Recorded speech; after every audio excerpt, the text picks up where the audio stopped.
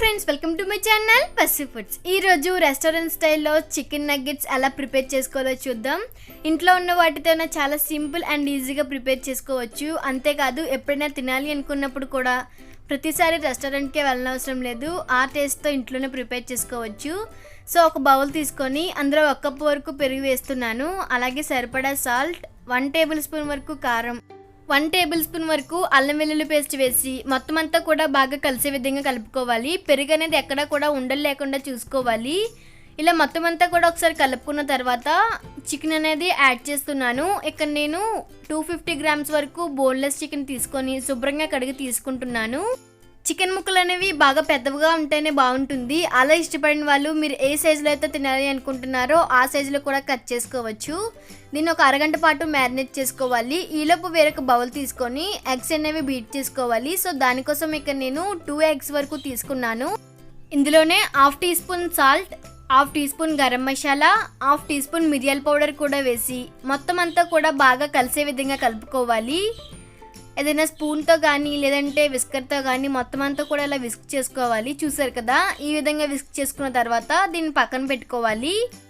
ఇప్పుడు వేరొక ప్లేట్లో ఒక 1/2 కప్పు వరకు మైదా, అలాగే 1/2 కప్పు వరకు ఓట్స్ అనేవి తీసుకుంటున్నాను. ఓట్స్ ఇష్టపడిన వాళ్ళు దాని ప్లేస్లో బ్రెడ్ క్రమ్స్ కూడా తీసుకోవచ్చు.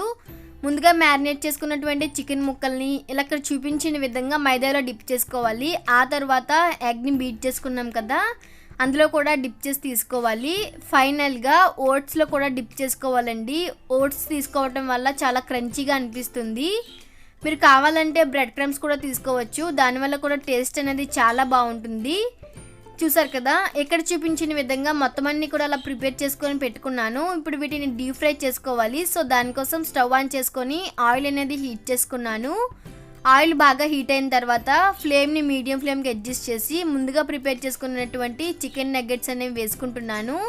వీటిని హై ఫ్లేమ్లో వేయించకూడదండి. అలా వేయించినట్లయితే బయట ఉన్నటువంటి ఓట్స్ అనేవి వేగిపోతాయి, లోపల చికెన్ అనేది వేగదు. మీడియం ఫ్లేమ్లోనే ఈ ప్రాసెస్ అంతా కూడా చేయాలి. టైం అనేది కొంచెం ఎక్కువగా తీసుకుంటుందని త్వరగా వేపేస్తే మాత్రం చికెన్ అనేది లోపల ఉడకదు, తినడానికి కూడా అంతలా బాగుండదు. చూసారు కదా, ఇక్కడ నాకు ఒక 10 to 15 మినిట్స్కి మొత్తం అంతా కూడా ఇలా గోల్డెన్ బ్రౌన్ కలర్లో వేగాయి. ఇలా ఉంటే నగ్గెట్స్ అనేవి పర్ఫెక్ట్గా వేగినట్టు. చూసారు కదా, చాలా సింపుల్ అండ్ ఈజీగా ఇంట్లో ఉన్న వాటితోనూ రెస్టారెంట్ స్టైల్ చికెన్ నగ్గెట్స్ అనేవి ప్రిపేర్ చేసుకోవచ్చు. సో మీరు కూడా తప్పకుండా ట్రై చేసి మీకు ఎలా కుదిరిందో నాకు కామెంట్ చేసి చెప్పండి. ఈ వీడియో కనుక మీకు నచ్చినట్లయితే లైక్ చేయండి, షేర్ చేయండి, అలాగే నా ఛానల్ని సబ్స్క్రైబ్ చేయడం మర్చిపోవద్దు.